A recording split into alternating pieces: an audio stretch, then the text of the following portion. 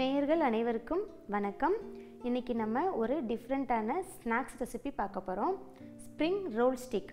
பொதுவாக spring roll அப்படின்னா நிறைய கேள்விப்பட்டிருப்போம், சிரிச்சிருப்போம். பட் அதவே நம்ம குழந்தைங்களுக்கு விருப்பமான ஒரு ஸ்ப்ரிங் ரோலை ஸ்டிக் வடிவத்தில் நம்ம செஞ்சு அட்ராக்ஷனான ஒரு ஸ்நாக்ஸ் மாதிரி நம்ம ரெடி பண்ணி கொடுக்க போகிறோம். எப்படி செய்யறதுன்னு பார்க்கலாம். அதுக்கு முன்னாடி என்னென்ன பொருள் தேவைன்னு பார்த்துட்டு வந்துடுவோம்.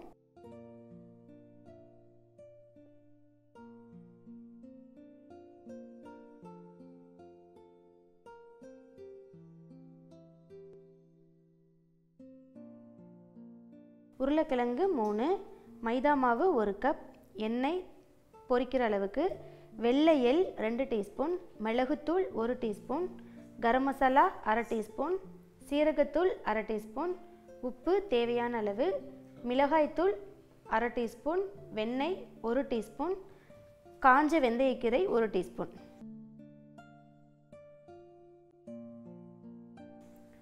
இது நம்ம ஒரு ஸ்நாக்ஸ் ரெசிபி தான். பொதுவாக நம்ம வீட்டில் நிறைய ஸ்நாக்ஸஸ் பண்ணியிருப்போம். மைதா மாவையும் உருளைக்கிழங்கும் பேஸ் பண்ணி ஒரு ஸ்ப்ரிங் ரோல் மாதிரி ஒன்று பண்ண போகிறோம். குழந்தைங்களுக்கு ரொம்ப பிடிச்சமான ஒரு ரெசிபியாக இருக்கும். ஃபஸ்ட்டு உருளைக்கிழங்கை வேக போட்டுக்கலாம். நம்ம கடாயில் தண்ணி சேர்த்துட்டோம். உருளைக்கிழங்கை அப்படியே தோலோடையே கட் பண்ணி போட்டுருவோம். ஏற்கனவே மேலே வாஷ் பண்ணியாச்சு. நம்ம 2ஆக கட் பண்ணி போட்டிங்கன்னா வெந்துடும். ஒரு 4 நாளாக கட் பண்ணி போட்டிங்கன்னா சீக்கிரம் வெந்துடும்.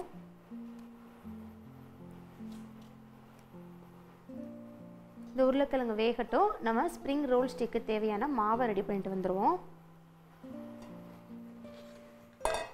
பவுலில் நல்ல மைதா மாவும் நல்லா நைஸாக இருக்கணும். நீங்கள் கடையில் வாங்கினா கூட கொஞ்சமாக சலிச்சு எடுத்துக்கிட்டிங்கன்னா நைஸாக இருக்கும். அதனால் 1 கப் அளவுக்கு சேர்த்துக்கலாம்.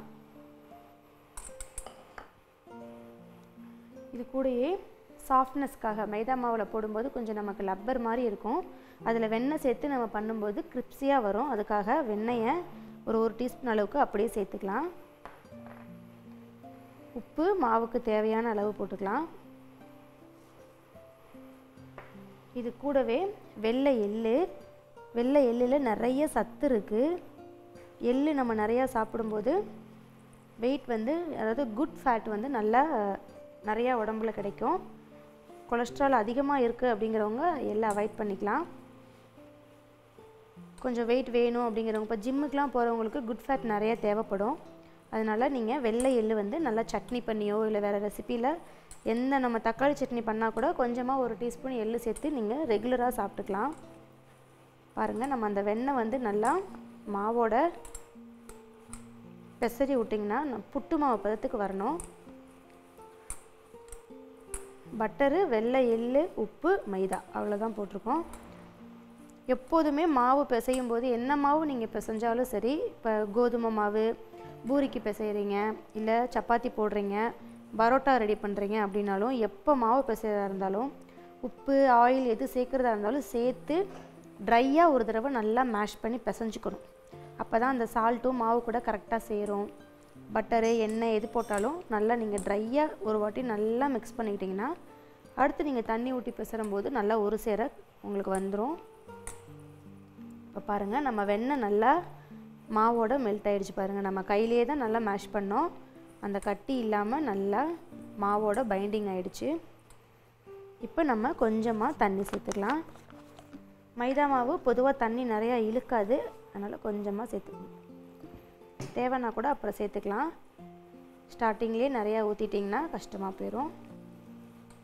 இல்லையா, மாவு பிசறும்போது நீங்கள் கொஞ்சம் மாவை எடுத்து வச்சுட்டு மாவு பிசைஞ்சு முடிச்சுட்டு ரொம்ப தண்ணி ஆகிடுச்சுன்னா நீங்கள் அப்புறம் அந்த மீதி இருக்க மாவை கூட சேர்த்துக்கலாம்.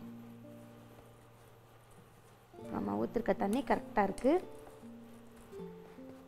வெண்ணெய் சேர்த்துருக்கனால நல்லா சாஃப்டாக வரும், டேஸ்ட்டும் நல்லாயிருக்கும். இப்போ கொஞ்சமாக ஆயில் போட்டுக்கலாம். மைதா மாவில் நீங்கள் எவ்வளோ எண்ணெய் ஊற்றி பிசைஞ்சாலும் அது இழுத்துட்டே தான் இருக்கும். நம்ம அந்த ட்ரை ஆகாமல் இருக்கிறதுக்கு மட்டும் கொஞ்சமாக சேர்த்துக்கலாம். ஏன்னா நம்ம இது டீப் ஃப்ரை தான் பண்ண போகிறோம். அதனால் ஆயில் கண்டென்ட்டு டீப் ஃப்ரை பண்ணும்போது நிறையா இருக்கும். மாவு பிசறும்போது அந்த 1 டீஸ்பூன் ஊற்றினா போதும் உங்களுக்கு. வெண்ணெய் போட்டுக்கனால பாருங்கள், பிணையும் போதே நல்ல சாஃப்ட்னஸ் கிடைக்கிது பாருங்கள்.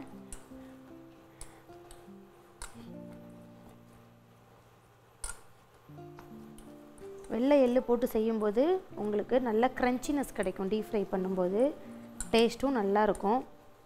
பொரிச்சதுக்கப்புறம் அட்ராக்ஷனாக இருக்கும். நீங்கள் பார்க்கும்போதே நல்லா சாப்பிடணுன்னு ஆர்வமாக இருக்கும். மைதா மாவில் பண்ணுறதுனால தான் இவ்வளோ மேஷ் பண்ணி நம்ம பிணையிறோம்.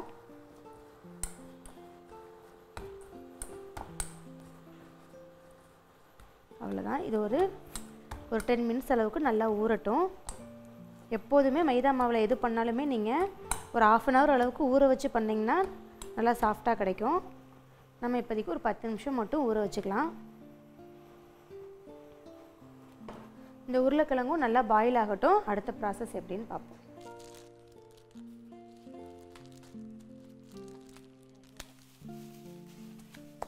இப்போ நம்ம உருளைக்கிழங்கு நல்லா வெந்துருச்சு. இப்போ இதை தோல் ஆற வச்சு தோல் உரித்து எடுத்துக்கலாம்.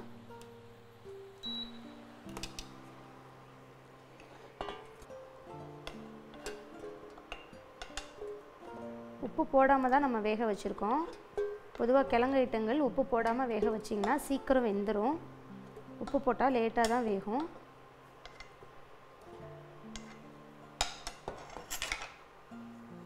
இதில் கொஞ்சமாக கூல் வாட்டர் சேர்த்துக்கலாம். சீக்கிரம் ஆறிடும்.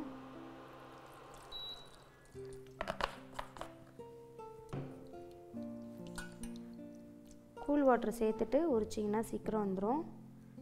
இதில் பைண்டிங்கே நமக்கு உருளைக்கிழங்கு தான். உருளைக்கிழங்கை நல்லா குக் பண்ணி எடுத்துக்கணும்.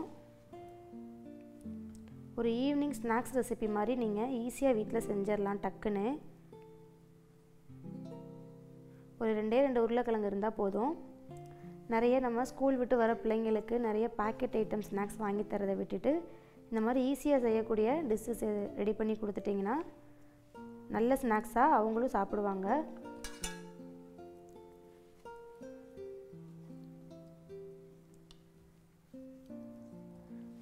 பொதுவாக குழந்தைங்களுக்குமே நீங்கள் உருளைக்கிழங்கு இந்த மாதிரி வேக வச்சு சும்மாவே கொடுத்தாலுமே ரொம்ப சத்து.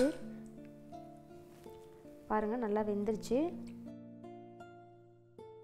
இப்போ உருளைக்கிழங்கை வேக வச்சு கடாயில் சேர்த்துக்கிட்டோம். அதுக்கு தேவையான அளவு உப்பு,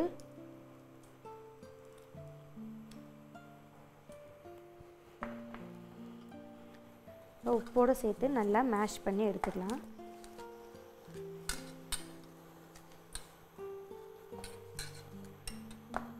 நீங்கள் இதை மிக்சியில் வேணாலும் போட்டு ஒரு அடி அடிச்சுக்கலாம். கொஞ்சம் சரியாக வேகலைன்னா மிக்சியில் போட்டிங்கன்னா வந்துடும்.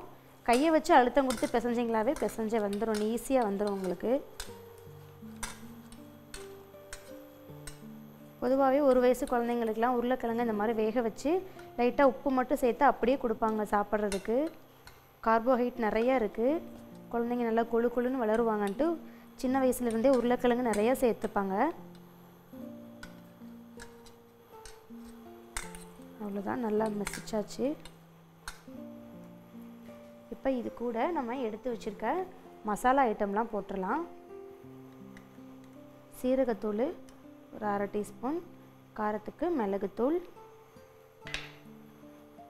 இது கரம் மசாலா ஒரு 1/4 டீஸ்பூன்,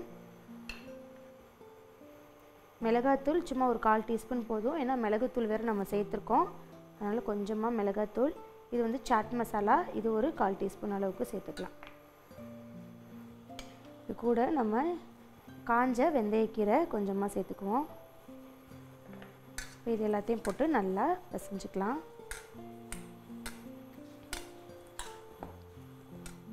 சூப்பராக இருக்கும்.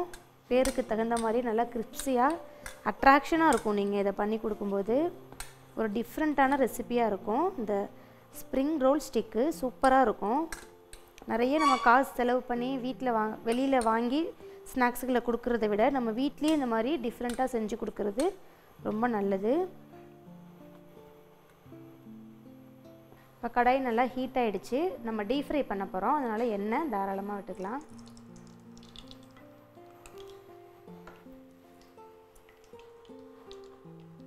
நம்ம ஸ்டிக் அளவுக்கு வேணும் எண்ணெய், அதனால் கொஞ்சம் நிறையா சேர்த்துக்கோங்க. இப்போ நம்ம பிசைஞ்சு வச்ச இந்த உருளைக்கிழங்கு மசாலா ரெடி ஆகிடுச்சு.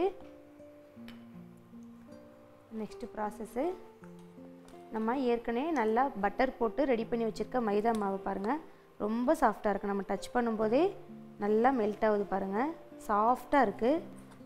காரணம் நம்ம இதில் பட்டர் போட்டிருக்கோம், அதனால் நல்லா சாஃப்டாக தான் வரும். இப்போ நம்ம இந்த மாவை இன்னும் கொஞ்சம் நல்லா மேஷ் பண்ணி பிசைஞ்சிக்கலாம். ஏன்னா மொத்தமாக இதை ஒரே ரோலாக தான் செய்ய போகிறோம், அதனால் நல்லா சாஃப்டாக வரணும். நீங்கள் மைதா வேண்டாம் அப்படின்னு நினைக்கிறவங்க கோதுமை மாவுலையும் செய்யலாம். மைதாவை அவாய்ட் பண்ணணும்னு நினைக்கிறவங்க இதே ஃபார்மேட்டில் கோதுமை மாவில் நீங்கள் செய்யலாம். இப்போ இதை நம்ம ட்ரை மாவில் கொஞ்சமாக பரட்டிக்கலாம், ஒட்டாமல் வரும். நம்ம மொத்தமாக போடுறனால கொஞ்சம் கேர்ஃபுல்லாக பண்ணுங்கள். நல்லா 2 பக்கமும் அந்த ட்ரை ஃப்ளவர் வந்து நல்லா ஸ்ப்ரெட் ஆகட்டும்.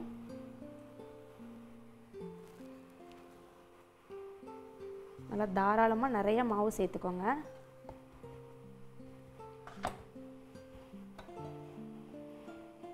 இதை நல்லா திரட்டிக்கலாம். வெள்ளை எள்ளுக்கு பதில் கருப்பு எள்ளு போட்டிங்கன்னா நல்லா டிஃப்ரெண்ட் கலராக இருக்கும். நான் வந்து கொஞ்சம் இது ஒயிட்டுக்கு ஒயிட் போட்டால் நல்லாயிருக்கும்னு போட்டிருக்கேன். பொதுவாக எள்ளில் வெள்ளை எள்ளை விட கருப்பு எள்ளில் சத்து நிறைய இருக்குது. அந்த ஃப்ளேவர் பிடிக்குங்கிறவங்க அதையும் சேர்த்துக்கலாம். வெள்ளை எள்ளை விட கருப்பு எள்ளு கொஞ்சம் கசப்புத்தன்மை அதிகமாக இருக்கும், ஆனால் உடம்புக்கு ரொம்ப நல்லது கருப்பு எள்ளு.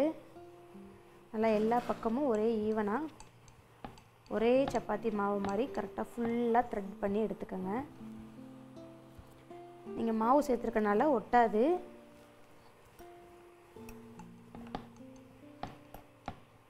ரொம்ப மொத்தமாகவும் இருக்கக்கூடாது, கொஞ்சம் நல்லா லைட்டாக தின்னாக போட்டுக்கோங்க. 2 பக்கமும் பெரட்டி பெரட்டி தேய்ங்க. எந்த பக்கம் உங்களுக்கு ரொம்ப தடிமனாக இருக்கோ அங்கே வச்சு ரோல் பண்ணிக்கோங்க.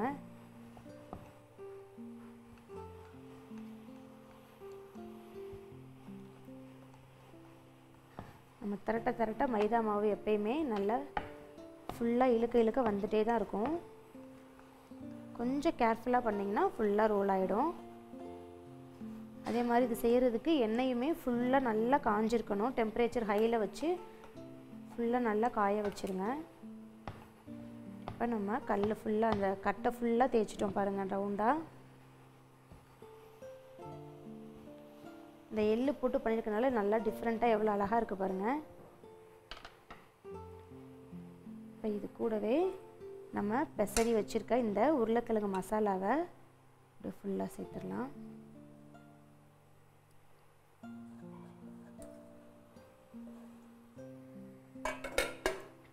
நல்லா மாவோட மேஷ் பண்ணிக்கோங்க. நல்லா அப்படி அழுத்தி விட்டிங்கன்னா எல்லா பக்கமும் வந்துடும். நீங்கள் இது முட்டையை நல்லா வேக வச்சுட்டு முட்டை வச்சும் பண்ணலாம். ஃபுல்லாக வேக வச்சுட்டு பொடி மாஸ் மாதிரி நல்லா கையிலேயே இப்போ உருளைக்கிழங்கு எப்படி மேஷ் பண்ணமோ அதே மாதிரி மேஷ் பண்ணிவிட்டு இதே ஃபார்மேட்லேயே நீங்கள் செய்யலாம். முட்டையில் செய்கிறப்போ இன்னும் டேஸ்ட் நல்லாயிருக்கும். நல்லா எல்லா பக்கமும் வர மாதிரி போட்டுக்கோங்க. கொஞ்சமாக எண்ணெய் சேர்த்துக்கிட்டிங்கன்னா அதுக்கு தகுந்த மாதிரி நம்ம இழுத்துக்கலாம். இப்படியே இழுத்து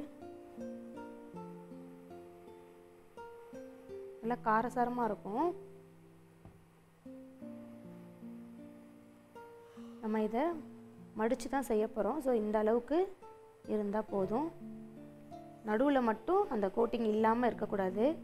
மசாலா நமக்கு இந்த ஓரளவுக்கு நடுவில் இருந்தால் போதும். சுற்றி நம்ம அதை மடக்க போகிறோம், அதனால் ஃபுல்லாக வேண்டாம். நல்லா கையை வச்சு இப்படி அமுக்கி விட்ருங்க. அப்போ தான் வேகும்போது உங்களுக்கு வெளியில் வராது. ரெண்டாவது இதை நம்ம அடுத்தும் கட் பண்ணி எடுக்கும்போது வெளியில் வராமல் இருக்கணும்னா நீங்கள் நல்லா இந்த மாதிரி ப்ரெஷ் பண்ணிக்கோங்க. இப்போ நம்ம இந்த மசாலா உருளைக்கிழங்கு மசாலாவை ஃபுல்லாக நம்ம ஸ்ப்ரெட் பண்ணி நல்லா மேஷ் பண்ணிட்டோம். மாவோடு நல்லா ப்ரெஷ் பண்ணி விட்டுட்டோம், ஒட்டிக்கிச்சு. இப்போ இதை அப்படியே கேர்ஃபுல்லாக கொஞ்சமாக மடக்கிடுங்க. ஒரு தடவை இப்படி எடுத்து வச்சுருங்க, ஏன்னா கொஞ்சம் ஒட்டிக்கும் கீழே. இப்போ இதை இந்த கார்னர் ஃபுல்லாக ஜாயின் பண்ணி விட்டுருங்க. விரலை வச்சு இப்படி அமுத்துனிங்கன்னா ஒட்டிக்கும். நல்லா கொஞ்சம் ஹார்டாகவே ப்ரெஷ் பண்ணி விட்டுருங்க, வெளியில் வரக்கூடாது. அதே மாதிரி மெதுவாக எடுத்து திருப்பி போட்டு இந்த பக்கமும் நல்லா ப்ரெஸ் பண்ணிடுங்க. அடுத்ததாக இதை சின்ன சின்னதாக கட் பண்ண போகிறோம். கொஞ்சம் கேர்ஃபுல்லாக கட் பண்ணி எடுத்துக்கலாம். கட் பண்ணி விட்டு இப்படி கேப் பண்ணிங்கன்னா மாறிடும். ரொம்ப பெருசாக போடக்கூடாது, சின்னதாக மீடியமாக போடுங்க.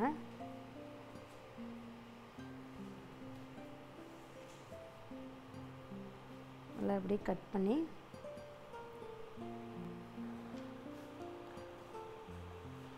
கரெக்டாக ஒரே ஈவெண்ட்டாக பண்ணிங்கன்னா ஈஸியாக வந்துடும். அவ்வளோதான். இப்போ சின்ன சின்னதாக இருக்குது, இப்படி எடுத்து கொஞ்சமாக அப்படி இழுத்துக்கலாம். மைதா தான், நல்லாவே இழுத்துட்டு இப்படி ஒரு ரோல் பண்ணிவிடுங்க. கொஞ்சம் அட்ராக்ஷனாக இருக்கும். ரோல் பண்ணி ஒரு பிளேட்டில் வச்சுக்கலாம். அடுத்து கொஞ்சமாக அப்படி இழுத்துருங்க. இழுத்துட்டு அப்படியே ஒரே சுற்று ஒரு ஸ்வைப் பண்ணிங்கன்னா அப்படியே நின்றுக்கும். இந்த உருளைக்கிழங்கு இருக்கிறத மட்டும் அப்படியே க்ளோஸ் பண்ணிவிடுங்க.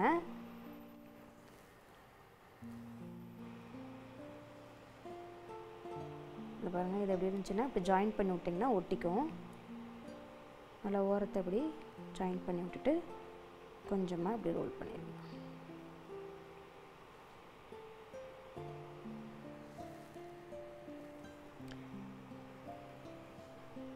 கார்னரை மட்டும் கொஞ்சம் க்ளோஸ் பண்ணிட்டீங்கன்னா பயம் வேண்டாம்.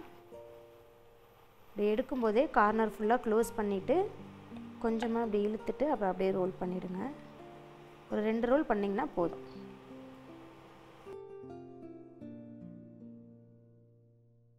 இப்போ நம்ம எல்லா மாவையுமே நல்லா ரோல் பண்ணி நல்லா ஸ்டஃபிங்லாம் வெளியில் வராத அளவுக்கு க்ளோஸ் பண்ணி எடுத்து வச்சுக்கிட்டோம். இந்த மாதிரி பண்ணிட்டீங்கன்னா சூப்பராக வந்துடும். ஜஸ்ட்டு நீங்கள் அதை கட் பண்ணிவிட்டு தனியாக எடுக்கும்போது 2 கார்னரையும் நம்ம ஃபஸ்ட்டு எப்படி அதை மடக்கி ஃபுல்லாக சைடில் ஃபுல்லாக நம்ம ப்ரெஸ் பண்ணி விட்டோமோ அதே மாதிரி கட் பண்ணதுக்கு அப்புறமும் நீங்கள் அந்த கார்னர் ஃபுல்லாக நீங்கள் நல்லா க்ளோஸ் பண்ணி விட்டிங்கன்னா பயமே வேண்டாம். கொஞ்சமாக இழுத்துட்டு நீங்கள் ரோல் பண்ணிங்கன்னா ஈஸியாக வந்துடும். எண்ணெய் நல்லா காஞ்சிருச்சு. இந்த டிஷ்ஷுக்கு ரொம்ப இம்பார்ட்டண்டான விஷயம், எண்ணெய் நல்லா சூடாக இருக்கணும். இப்போ நம்ம எடுத்து வச்சுருக்க இந்த ரோல் ஸ்டிக்கை ஒவ்வொன்றா உள்ளே போட்டுடலாம்.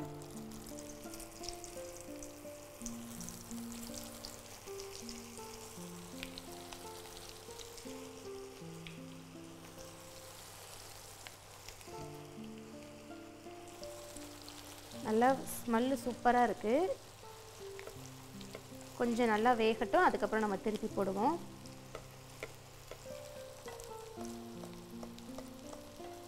பேருக்கு தகுந்த மாதிரியே ரெசிபியும் ரொம்ப சூப்பராக இருக்கும். ஸ்ப்ரிங் ரோல்னு நீங்கள் ரெடி பண்ணி குழந்தைங்களுக்கு கொடுத்து பாருங்கள், அவ்வளோ ஆர்வமாக சாப்பிடுவாங்க. பாருங்கள், நல்லா எண்ணெய் நல்லா சூடாக இருக்கும்போது போட்டோம், மேலே ஃபுல்லாக வெந்துருச்சு. இப்போ லைட்டாக அப்படியே ஒன்று ஒன்றா திருப்பி போடுவோம். அப்படியே மேலே ஆயில் இப்படி ஸ்ப்ரெட் பண்ணி விட்டிங்கனாவே ரோல் ஆகிடும். ஒரு 3/4 வாசி வெந்துருச்சுன்னா நீங்கள் பயப்பட வேண்டாம், அழகாக திருப்பிடலாம். 2 பக்கமும் இப்படி திருப்பி போட்டுருங்க. எண்ணெயை நல்லா இந்த மாதிரி ஸ்ப்ரெட் பண்ணி விடுங்க, மேலேயும் வெந்துடும். இன்கேஸ் உங்களுக்கு திருப்புறதுக்கு பயமாக இருந்தால் கூட இது ஒரு ஈஸியான டிக்கு. கொஞ்சம் கேர்ஃபுல்லாக பண்ணணும். ஆனால் வெந்ததுக்கப்புறம் இப்படி ரோல் பண்ணி விட்டிங்கனாவே திரும்பிடும். 2 பக்கமும் நல்லா வேகணும், ஏன்னா இது மைதா, நல்லா வேக வச்சு எடுக்கணும்.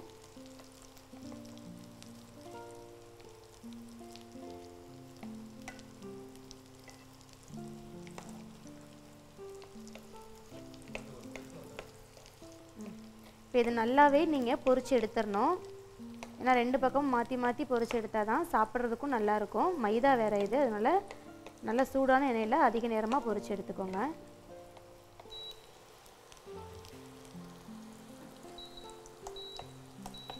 கலர் பாருங்கள், நல்லா சேஞ்ச் ஆகிருக்கு. இன்னும் ஒரு 2 நிமிஷம் நல்லா பொரியட்டும். கொஞ்சம் கொஞ்சம் அந்த மசாலா வெளியே வரும், ஆனால் நம்ம போட்டிருக்க ஸ்டஃபிங் உள்ளே இருக்கும் கண்டிப்பாக.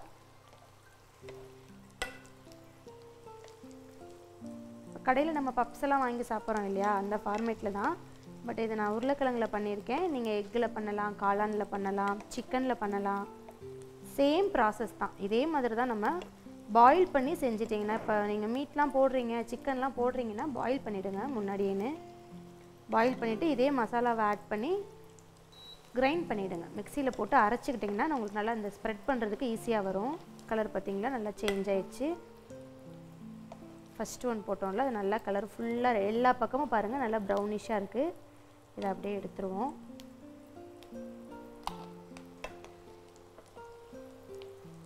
எல்லாமே 2 பக்கமும் நல்லா வெந்துருச்சு, எடுத்துக்கலாம்.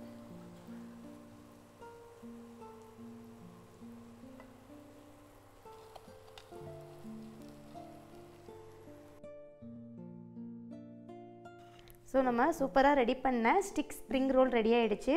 ஸ்ப்ரிங் ரோல்னு கூட நீங்கள் சொல்லலாம், நம்ம வைக்கிறது தான் பேர். நமக்கு என்ன தேவை, நம்ம செஞ்சு கொடுக்குறத நம்ம வீட்டில் இருக்கவங்க ரொம்ப இன்ட்ரெஸ்ட்டாக சாப்பிட்ணும், அது மட்டும்தான். ஸோ ஸ்ப்ரிங் ரோல்னே வச்சுக்கலாம். சூப்பராக நம்மளுடைய ஸ்ப்ரிங் ரோல் ஸ்டிக் ரெடி ஆகிடுச்சு.